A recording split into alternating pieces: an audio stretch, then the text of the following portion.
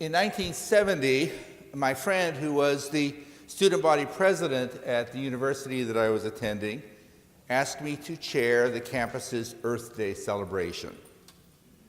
The university had given us a significant budget for that time. I recall it was something like $25,000, and a lot of freedom to create the program.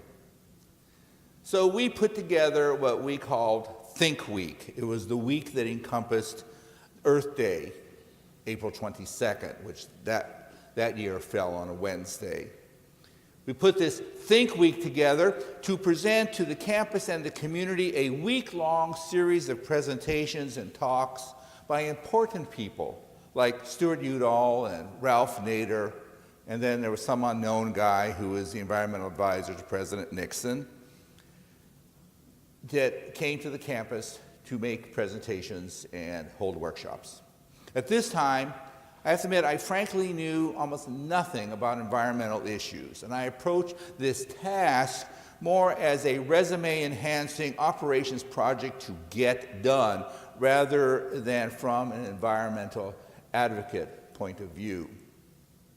But from that week of presentations and other things that happened afterwards, I started to learn about how vitally important, how actually life-saving, in fact, it is for us to be ecologically aware and to engage in political and personal actions to save the environment.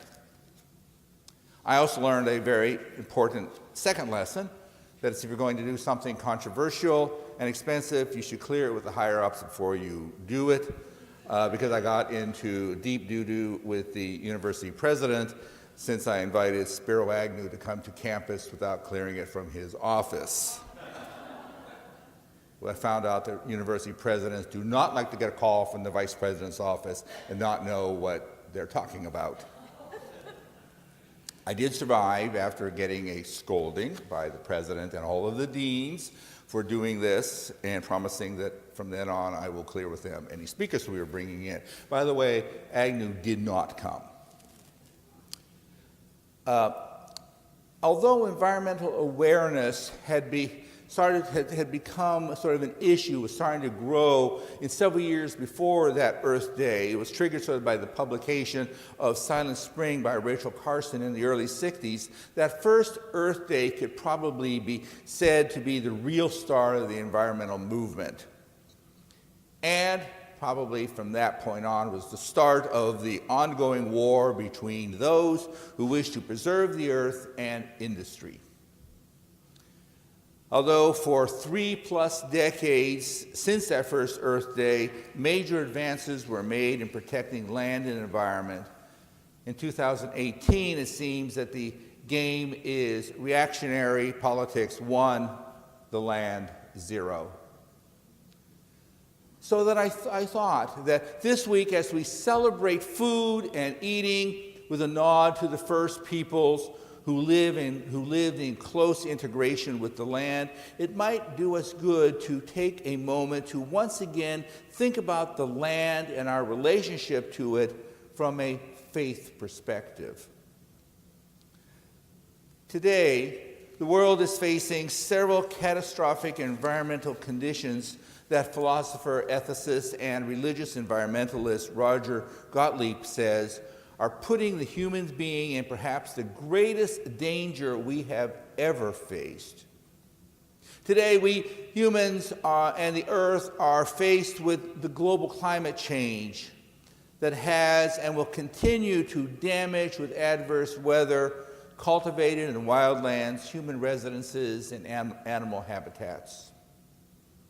They have an astounding accumulation of chemical and heavy metal and biological and nuclear waste that seem to be found in every region in the world, no matter how remote. We are faced with the destruction of forests and the loss of topsoil in the developing country that are affecting the way they are living and affecting the way the whole earth breathes. We're faced with the destruction of biodiversity through the tearing apart I have it here, and I just can't pronounce it, of habitats and ecosystems, and the world's increasing reliance on just a few genetic varieties of very important foodstuff. We're faced with the loss of wilderness where flora and fauna can develop without human interference. And we're faced with the devastation of indigenous peoples who have lost their lands and their way of life that are so often integrated so well, so carefully with the earth. And we have unsustainable patterns of quantity and quality of consumption that are depleting our natural resources and contributing to global warming. And we have the crisis of genetic engineering that has great potential to create microbes and flora and fauna that can potentially cause catastrophic damage to the environment and current life forms. We are in the midst of an ecological crisis, and unfortunately it seems that the environmental movement is in dormancy. There does not seem to be any wholesale sense of outrage as there was in the past on the attacks on the clean air and land and open spaces and the coastline. Environmental ethicists note that the response now seems to be more along the lines of trying to find a compromise position with conservative commercial and political interests based on utilitarian and economic issues rather than grand push for environmental justice and trying to promote the sanctity of life, the sacredness of life. For those working on environmental issues, this seems to be a very bleak time, and it is. But there is at least one significant point of light within all of this in our society: faith organizations, religion. Now, religion is sometimes defined as the relationship between people and that which they regard as holy, which includes the land. Religions have a lot to say about the land. For thousands of years, there's been a close relationship between religion and environment. All religions, within their belief systems and moral teachings, have an ethic of being in harmony with the land. Judaism and Christianity teach that God created the world and all things in the world, so by extension, respect for the world is mandated to show respect for God. The Bible instructs that humans, though given dominion over the earth, are to be God's stewards of the earth, such as this passage in Numbers 35. You shall not pollute the land in which you live.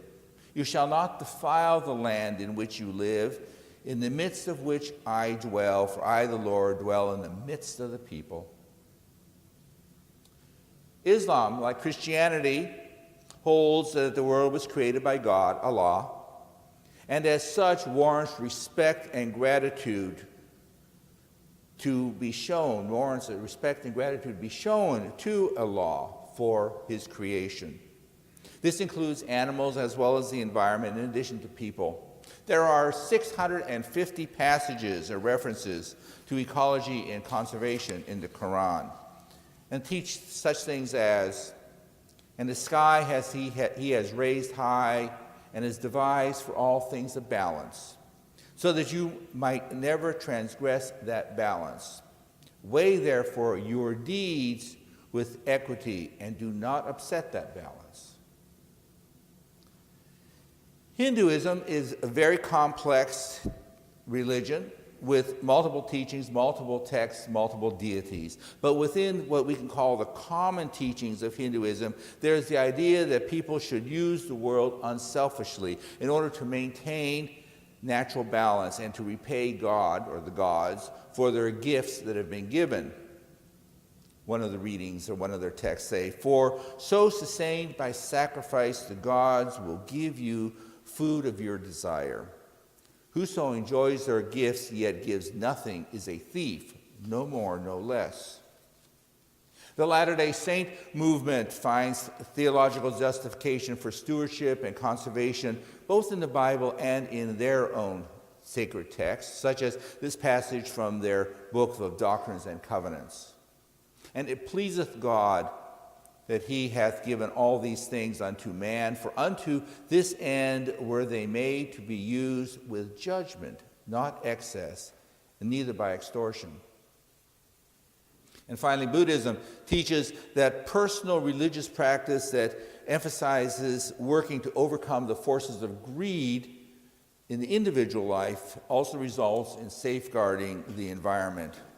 The intimate relationship between ourselves and the world means that when we properly care for ourselves, we are caring for the world. There is actually an ancient Buddhist text that is used in teaching that tells of a mythic tree whose vast canopy provides shade and whose abundant food and fruit can be harvested freely by anyone.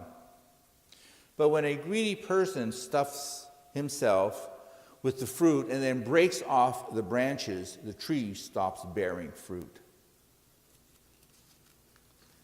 So religion has 5 main ways that it can lead the world when it comes to the issue of land care and sustainability. It can engage the members of its organizations, its groups, its churches, its temples to discuss and act on environmental issues, which the Unitarian Universalist Association and Channing Church, through the Green Congregation Initiative, has been doing for decades. Religions can provide a context for environmental work by linking traditions and teachings on contemporary issues to help people find a way forward through such things as our problems with plastic pollution and overusing resources. Religions and churches can open their physical resources, such as their grounds or the buildings, to the community, so that people in neighborhoods, and especially in inner cities, can grow fresh food close to their home. Religion and churches can build communities of support, what we can call a land ethic, an environmental ethic that moves past just having a human-centered view of the environment and focuses on the preservation of healthy and renewing ecological systems that include non-human. A land ethic enlarges the boundary of the concept of community to include the soil and the water and the plants and the animals. This is what environmental ethicist Aldo Leppard once called the biotic community. Leppard's ethical guide for humans in his idea of this biotic community was simple. A thing is right when it tends to preserve the integrity, stability, and beauty of the biotic community. It is wrong when it does not do that. Very simple way to live. This justice work of promoting and encouraging government and businesses to hold a land ethic in mind when they deal with community is a natural for Unitarian Universalism. We have been doing this for 2 decades. Perhaps, this is what I'm going to invite us to think about today, perhaps a more public showing of our environmental faith perspective is something that we should be doing here at Channing. If we really want to build, as I talked about last time I was in the pulpit, building a beloved community in our part of the world. And finally, I think there's one thing that faith also can do, and that is to remind us that there is an ethical perspective to making eating decisions. Our food and our eating decisions will ultimately affect the environment and labor practices and food availability for others and the treatment of food animals. Now, I'm not going to say or not going to tell people what they should do and how they should make eating decisions. As we do not dictate a person's faith beliefs, we should not dictate how people should eat. But we should be conscious of the impact of our decisions on the earth. Oh, and I think there's also one other interesting thing that religion can do to help us understand and live in right relations with the earth. It is to recognize that living right is not always easy, but it is required of us. It is required of us because we are a part of a grander scheme of things. And I speak from personal experience, personal thought. It is sometimes so easy to forego environmentally sound ways of doing things, just like throwing something away rather than finding a way to recycle it. But doing environmental work, be it ever so small, is what is needed right now, because every tiny bit of care for the environment that can be mustered, let's say it's 1 billion things that can be done every day all across the planet, will slowly change our pattern of our energy consumption, slowly ease our addictions to using the land as we want to, rather than as it should rightfully be done. It can slowly establish new markets for clean, renewable energy. And why do we do this? We do this because, as novelist and farmer Barbara Kingsolver notes, the decision to attend to the health of one's habitat and the food chain is a religious and a spiritual choice. Oh yes, it is also a political choice, a scientific choice, a personal choice, but it is a spiritual choice at the basis of all of that. I think that if we consider the intersection of faith and land as something that is a spiritual matter, it will help us all live better. And I'm going to say, because when we commit ourselves to be Unitarian Universalists, we commit ourselves to strive to be our best selves and to seek justice and to give care not only to other people but to the land. How are we to live under the condition of life as it is given to us here and now on this planet? That is the grand question. That is the grand question that faces us each day. And this may be the central religious question for humankind in the 21st century. And this question demands an answer from us. How will we live? What choices will we make? What choices can we make that will make a difference both to ourselves and to the world around us? How shall we live to endure? May we take a few moments to consider this question as we enjoy the comforts of food this week brought to us by the land. So be it.